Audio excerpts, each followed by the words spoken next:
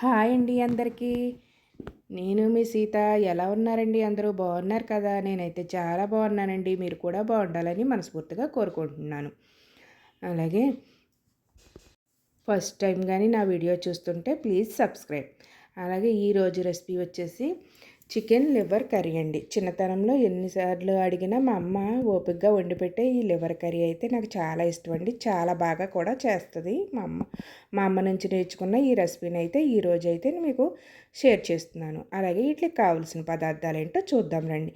నేనైతే లివర్నండి తెప్పించుకొని ఒక బౌల్లో వేసుకుని ఉప్పేసి బాగా కడిగేసుకుని శుభ్రం చేసుకుని పక్కన పెట్టుకున్నానండి.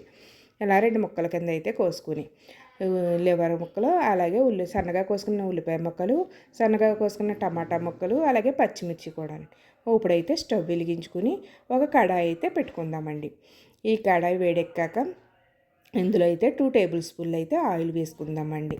ఈ ఆయిల్ వేడెక్కాక మనం సన్నగా కోసుకున్న ఉల్లిపాయ ముక్కలు ఉన్నాయి కదండి, అవన్నీ కూడా ఇందులో వేసేసుకుందామండి. మొత్తం నేనైతే ఉల్లిపాయ ముక్కలు కొన్ని ఎక్కువగానే తీసుకున్నానండి, ఎందుకంటే గ్రేవీ కోసమని. ఈ ఈ గ్రేవీ మనకి ఈ గ్రేవీ అయితే మనం రైస్లోకి చాలా బాగుంటుందండి, ఎక్కువ గ్రేవీగా ఉంటే. ఉల్లిపాయ ముక్కలు వేసాక నేనైతే పచ్చిమిర్చిని కూడా పొడవు సీరకల కింద అయితే కోసుకున్నానండి. 4 పచ్చిమిర్చిని అవి కూడా నేనైతే ఇందులో వేసానండి. ఇప్పుడు చిటికెడు పసుపు, అలాగే రుచికి తగ్గ సాల్ట్ వేసేసుకుని బాగా కలిపేసుకుందామండి. మనం పసుపు సాల్ట్ వేయడం వల్ల ఉల్లిపాయ అయితే తొందరగా వేగుతుందండి. ఇలాగే లైట్ గోల్డెన్ కలర్ వచ్చేదాకా మన ఉల్లిపాయలని బాగా వేయించేసుకుందాం. ఉల్లిపాయ అయితే ఎంత బాగా వేగితే అంత టేస్ట్గా అయితే ఉంటుందండి కర్రీ. ఉల్లిపాయ ముక్కలు వేగిపోయినాయి కదండి. ఇప్పుడు సన్నగా కోసుకున్న టమాటా ముక్కలు ఉన్నాయి కదండి, ఆ టమాటా ముక్కలను కూడా మనం అయితే చిన్న చిన్న ముక్కల కింద కోసుకున్నానండి. అవి కూడా అందులో వేపేసుకుందామండి. పచ్చివాసన పోయేదాకా వేపేసుకుందాం. ఆయిల్ అంతా పైకి రావాలండి. ఈ విధంగా అయితే వేపుకోవాలండి.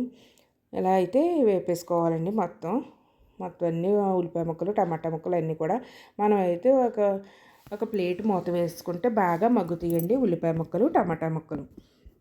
ఈ విధంగా మగ్గిన దాంట్లో 1 స్పూన్ ధనియాల పొడి, 1 స్పూను జీలకర్ర పేస్ట్ అండి, అది వేసుకుని బాగా వేయించేసుకుందామండి. అల్లం వెల్లుల్లి జీలకర్ర పేస్ట్ అండి ఇది.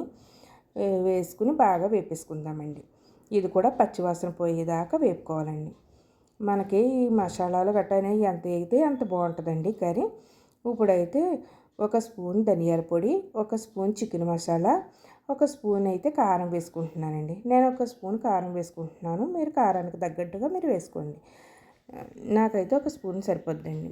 ఎక్కువ కారం తినేవాళ్ళు అయితే ఇంకొక స్పూన్ దాకా వేసుకోవచ్చండి, చాలా బాగుంటుంది. ఇవన్నీ వేసుకుని బాగా కలిపేసుకోండి. బాగా కలిపేసుకొని ఆయిల్ అంతా పైకి రావాలండి. ఇలా ఆయిల్ అంతా పైకి వచ్చేదాకా వేయించుకోవాలండి. ఈ మసాలాలు కారం గట్ట కొంచెం బాగా వేగితే మంచి స్మెల్ అయితే వస్తుందండి.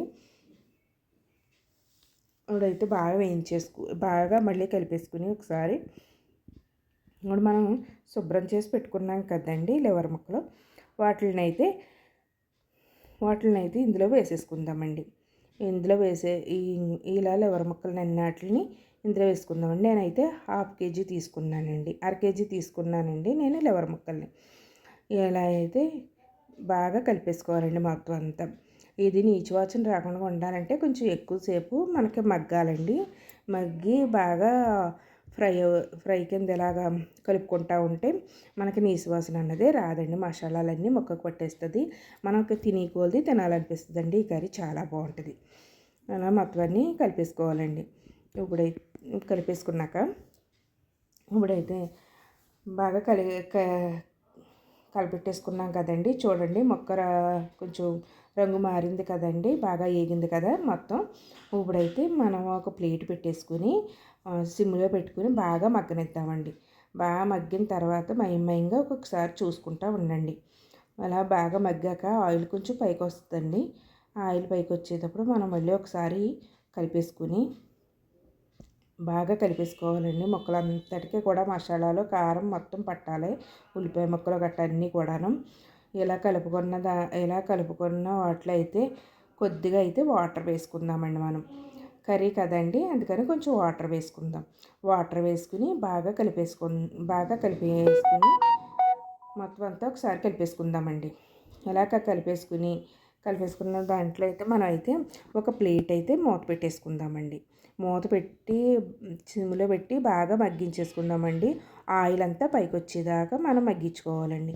ఇలా ఆయిల్ అంతా పైకి వచ్చేదాకా మనం కర్రీని దగ్గర పడేదాకా మనం చూసుకోవాలండి. ఇలా మయంగా ఒక్కొక్కసారి చూసుకుంటూ ఉండండి. అలా లేదంటే కింద అడుగంటేస్తుంది. చూడండి ఆయిల్ అంతా పైకి వచ్చేస్తుందండి. ఇప్పుడైతే మళ్ళీ మనం ఒకసారి కలుపుకొని దగ్గరకు వచ్చింది. లాస్ట్లో అయితే సన్నగా తరుక్కున్న కొంచెం కొత్తిమీరని అయితే వేసుకుందామండి. వేసుకుని ఒక బౌల్లోకి అయితే తీసేసుకుందాం. అలాగే ఒక బౌల్లోకి అయితే తీసుకుందామండి. అలాగే నా వీడియో నచ్చితే మీ ఫ్రెండ్స్కి రిలేటివ్స్కి షేర్ చేయండి. అలాగే వీడియో చూసి లైక్ చేయండి. అలాగే రెసిపీని ట్రై చేసి నాకు కామెంట్లో ఎలా ఉన్నదన్నది నాకు చెప్పండి. చూడండి ఈ విధంగా అయితే రెడీ అయిపోయింది. బాయ్ అండి. నెక్స్ట్ వీడియోలో కలుసుకుందాం.